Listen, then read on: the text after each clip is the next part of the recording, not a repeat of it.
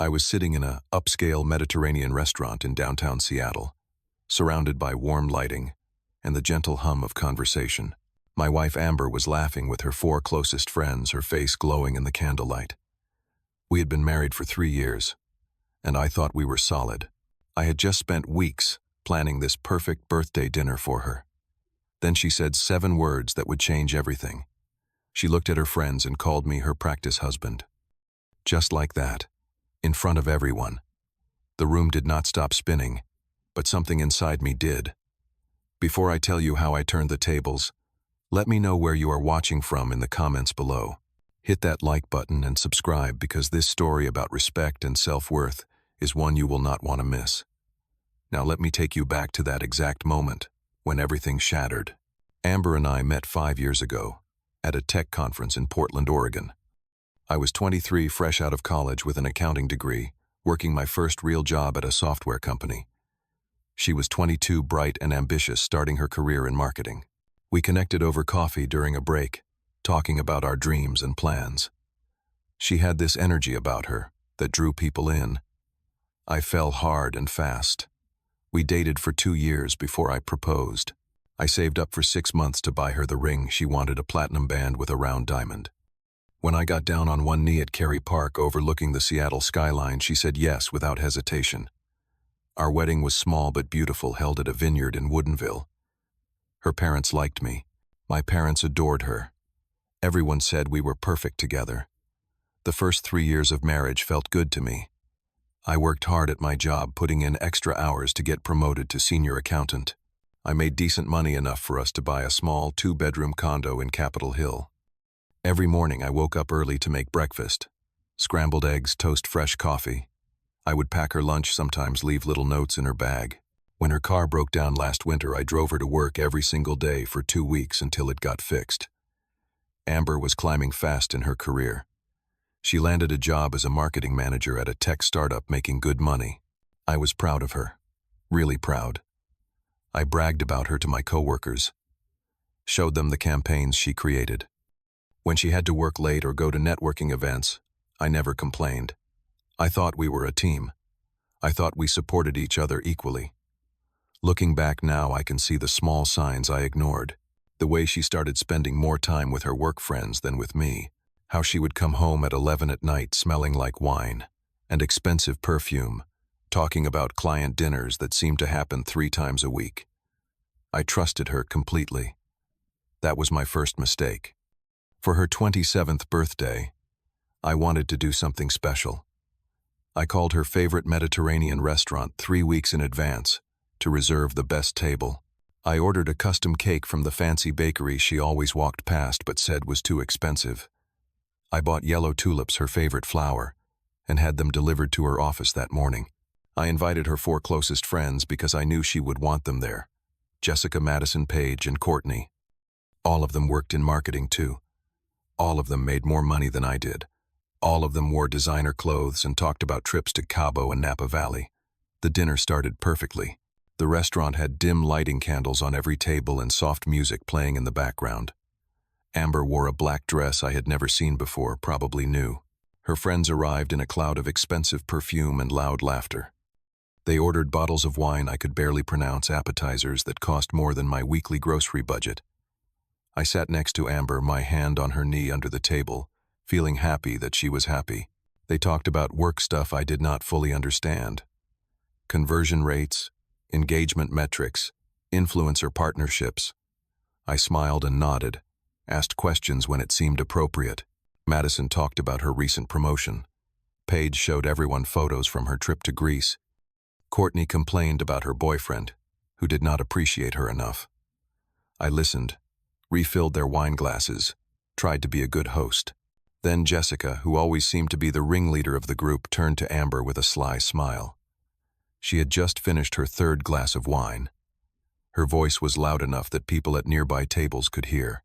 She asked Amber about future plans, about kids, about settling down for real. Amber laughed. It was a light, careless sound. She picked up her wine glass, took a sip, and said the words that would replay in my head for weeks. "Oh, I am not ready for that yet. Braden is great, But honestly, he is kind of my practice husband. You know, the one you learn from before you meet the real deal. The table went silent for exactly 2 seconds. Then all 4 of her friends burst out laughing. Madison actually slapped the table. Paige said something like, "Girl, that is so real." Courtney nodded knowingly and said, "We all need a practice round." I felt like someone had punched me in the stomach. The air left my lungs. My hand still on Amber's knee went completely still. She did not look at me. She did not apologize or laugh it off as a bad joke. She just kept talking, moving on to another topic like she had just commented on the weather. My ears started ringing. The laughter around me sounded distant, like I was underwater. I kept a smile frozen on my face because I did not know what else to do. My hands were shaking slightly, so I put them in my lap. I felt invisible. Worse than invisible. I felt like a placeholder, like something temporary, like I did not matter. I sat through the rest of dinner in a fog. They brought out the cake I had ordered. Everyone sang happy birthday. Amber blew out the candles and made a wish. I wondered if her wish was to find her real husband someday. The thought made my chest hurt. When the check came, I paid. $347.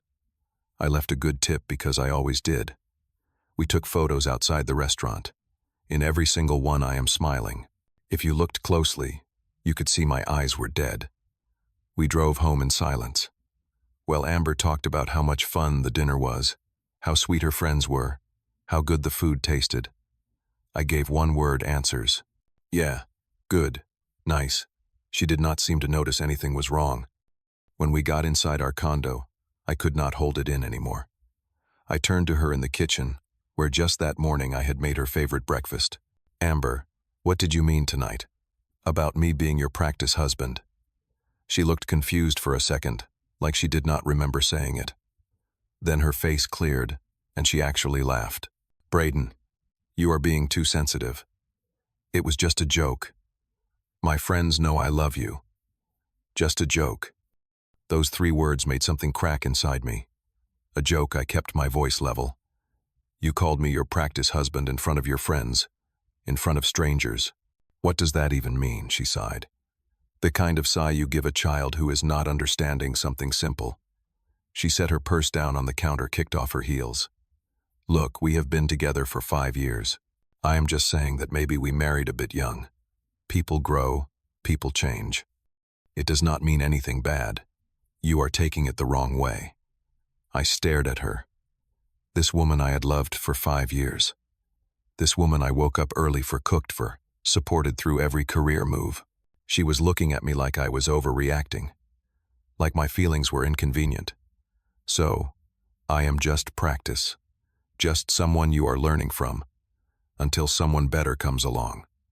Oh my God, Braden. She threw her hands up. "This is exactly why I need space sometimes. You make everything into a big drama. I am tired. I am going to bed." And she did. She walked into our bedroom and closed the door. Not slammed it, just closed it quietly, which somehow felt worse. I stood in the kitchen for a long time. I looked around at the life we had built, the coffee maker I bought because she liked fancy lattes, the art on the walls she picked out, the dining table where we used to eat dinner together before she started coming home late every night. I realized I could not remember the last time we had a real conversation, the last time she asked me about my day, the last time she looked at me like I mattered. I did not sleep that night.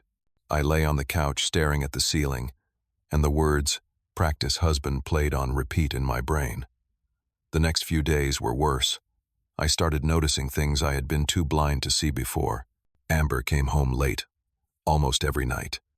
When I asked where she had been, she said networking events, client dinners, happy hours with the team. She said it with this edge in her voice, like I had no right to question her. "I am building my career, Braden. You would not understand. You just sit in your cubicle all day crunching numbers." That hurt. I worked hard at my job. I was good at what I did, but suddenly my career was not impressive enough. I was not impressive enough. One morning I made breakfast like always. Scrambled eggs, wheat toast, black coffee the way she liked it. I set it on the table with a glass of orange juice. She came out of the bedroom in her robe, looked down at the plate and frowned. "I am doing keto now, Braden. You would know that if you paid attention." I had no idea she was on a diet. She had not mentioned it once. "Since when?" I asked. "Since 2 weeks ago. But sure, keep making carbs." She grabbed her phone and a protein bar from the pantry, then walked back to the bedroom. I stood there looking at the breakfast I made. The eggs getting cold, the toast I had buttered carefully. I felt like a stranger in my own home. Amber started spending more time on her phone. She would sit on the couch next to me, scrolling and typing, smiling at the screen. When I asked what was funny, she would say, "Work stuff. Inside jokes with the team." Nothing I would get. She never showed me. She angled the screen away when I glanced over. At night, she stayed up late texting someone. The glow of her phone lit up our dark bedroom. I pretended to sleep and listened to her quiet laughter. She never laughed like that with me anymore. 2 weeks after her birthday dinner, everything came crashing down. It was a Saturday night. Amber said she was going out for drinks with Madison and Courtney. She got dressed up more than usual. A tight red dress, heels, perfume that filled the whole condo. I was sitting on the couch watching a basketball game, trying not to think too hard about how much effort she was putting into drinks with friends. She left around 7. I heard the door close, her footsteps fading down the hallway. I sat there for maybe 20 minutes, feeling hollow. Then I noticed it. Her phone. The new one she just bought last month. She had left it on the kitchen counter, plugged into the charger. She must have been in such a rush she forgot it. The phone buzzed. A text message lit up the screen.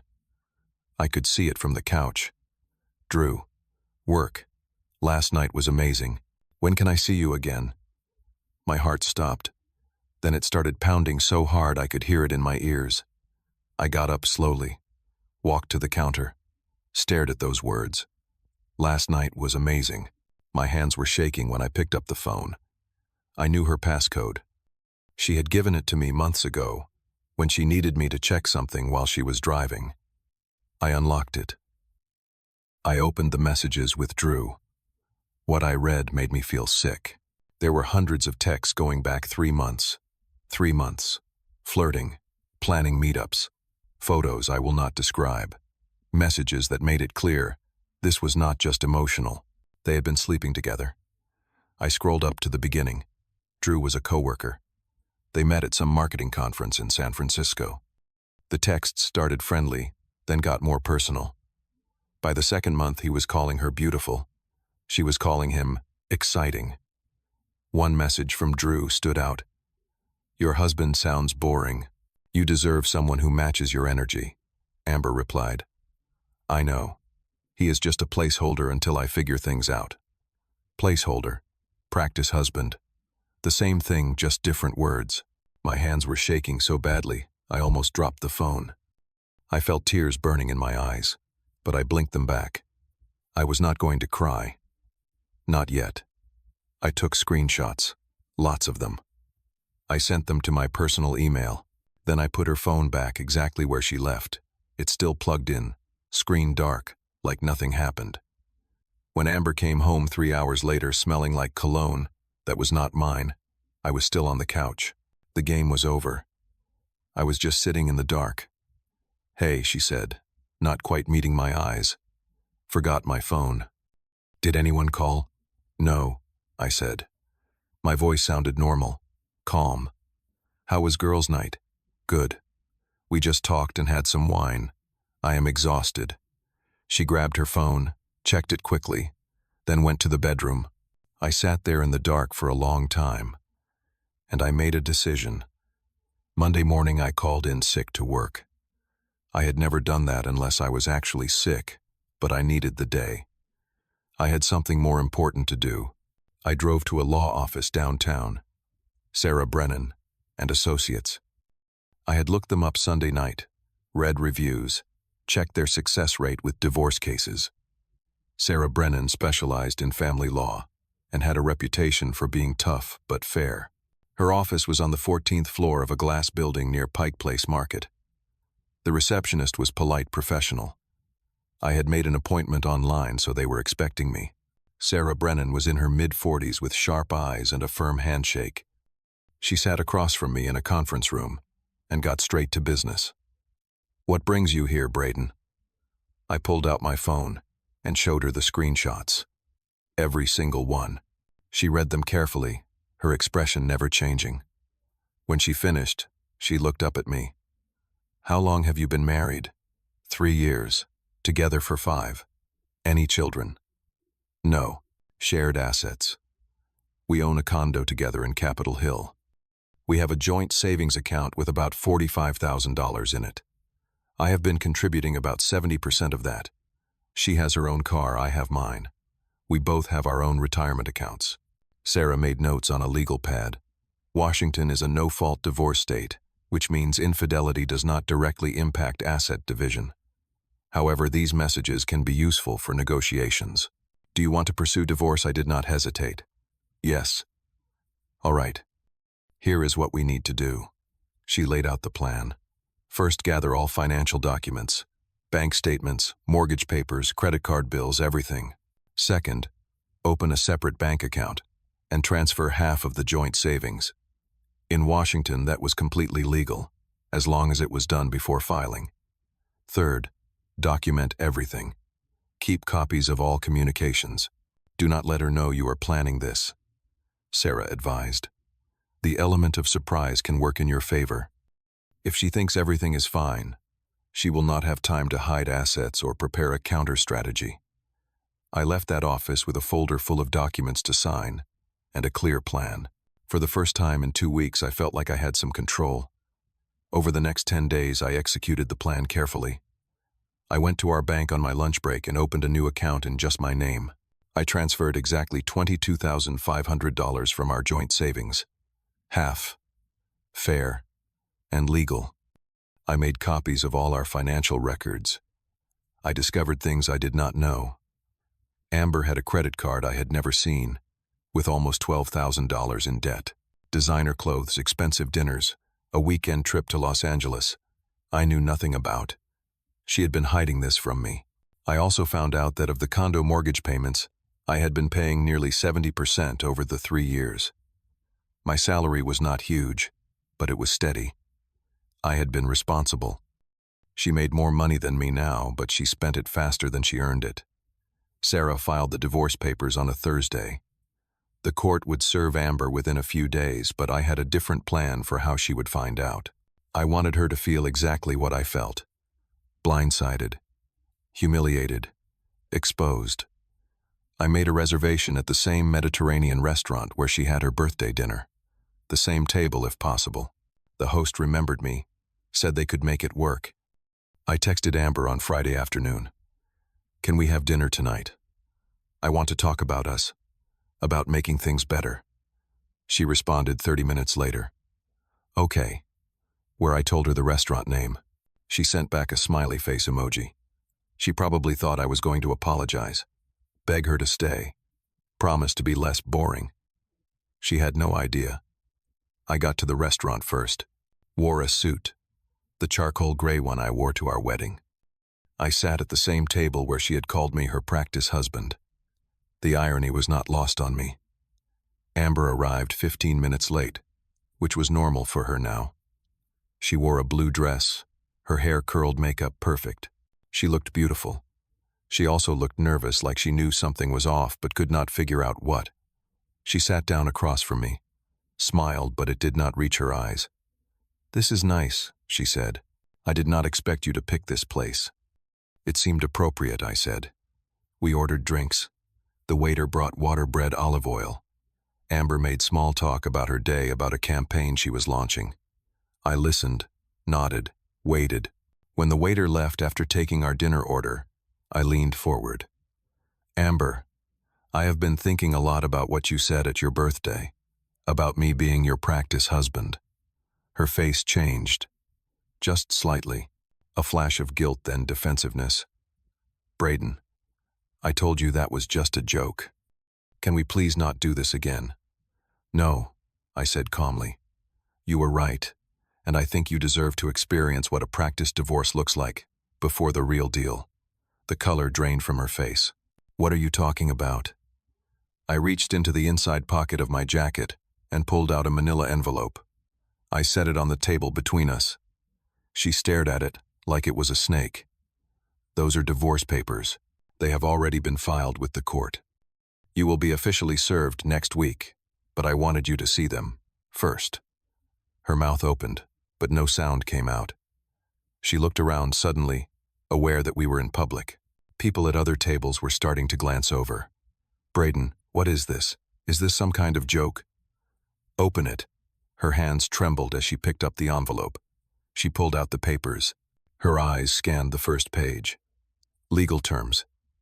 Petition for dissolution of marriage. Her name. My name. It was real. Then she saw the second set of papers. Printouts of her text messages with Drew. Her face went from pale to red. Where did you get these? Her voice was barely a whisper. You left your phone at home 2 weeks ago.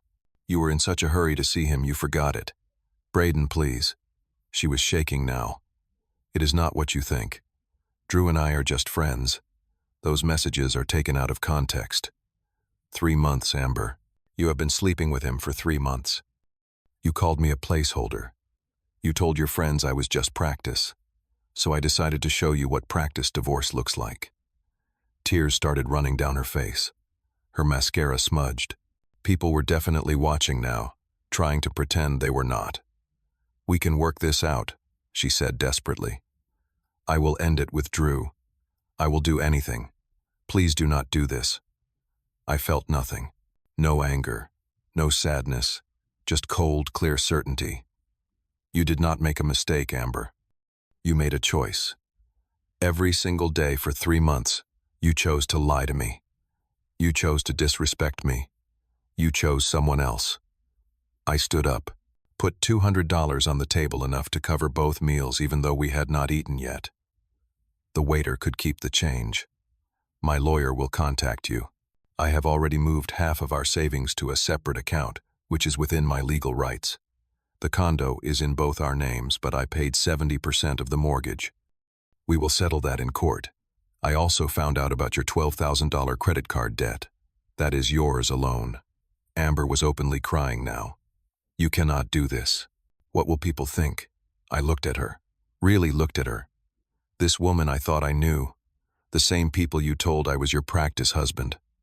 I do not care what they think anymore. I only care what I think. And I think I deserve better than someone who sees me as temporary. I walked out of that restaurant, into the cool Seattle evening. The air smelled like rain. My hands were steady. My heart was calm.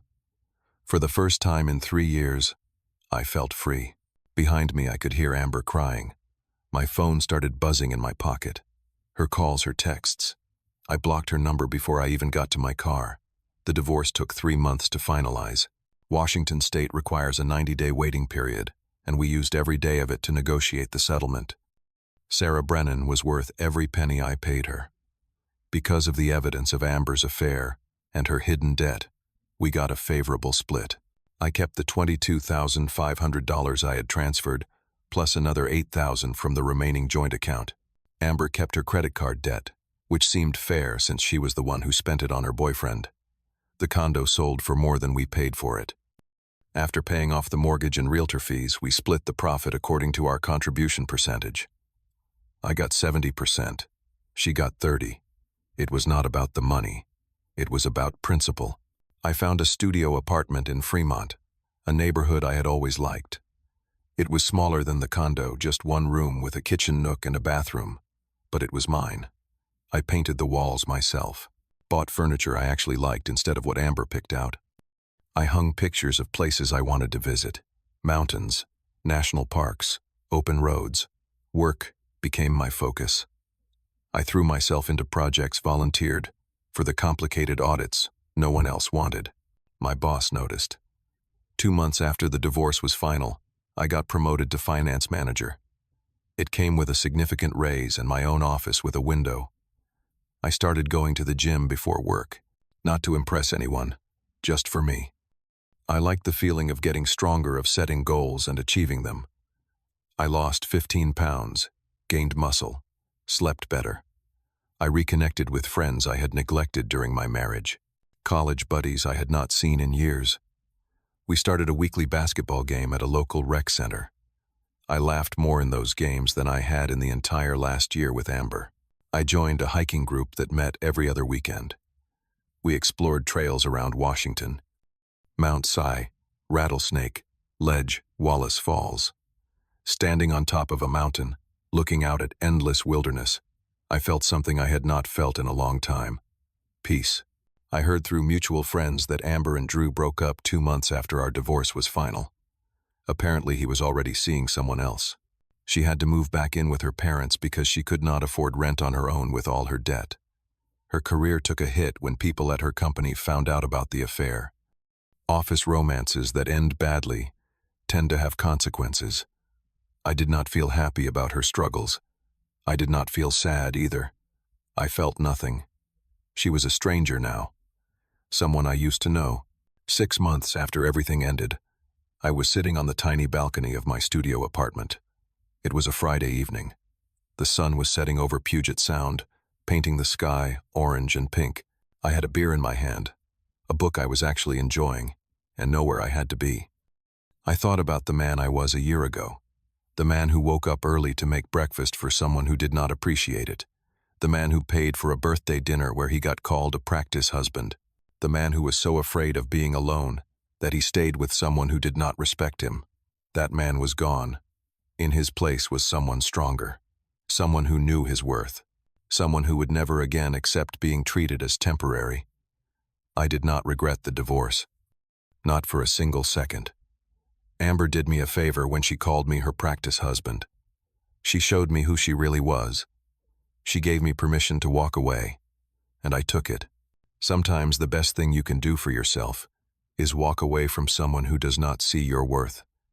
And if someone ever calls you their practice anything, show them what practice goodbye looks like, because you deserve to be someone's forever, not their trial run. I learned that marriage is not about perfection. It is about respect. It is about showing up for each other even when it is hard. It is about being partners, not one person auditioning for the other. I learned that being alone is better than being with someone who makes you feel alone. I learned that I am enough, exactly as I am. I do not need to be more exciting, more successful, more anything. The right person will see me and think I am everything. Amber was not my practice wife. She was my lesson. And I am grateful for what she taught me, even though it hurt like hell to learn it. Now I am building a life that is completely mine, a life where I matter, where I am not a placeholder or a backup plan, where I wake up every day and choose myself first. And someday when I am ready, I will find someone who chooses me too, not as practice, not as temporary, but as the real deal. Until then, I am doing just fine on my own. Have you ever been in a relationship where you felt taken for granted? How did you find the strength to walk away? Drop your thoughts in the comments below. If this story resonated with you, smash that like button and subscribe for more real-life stories about standing up for yourself. Share this with someone who needs to hear that they deserve better. Thank you for listening to my story, and I hope it reminds you that your worth is not determined by how others treat you. It is determined by how you treat yourself. Stay strong out there.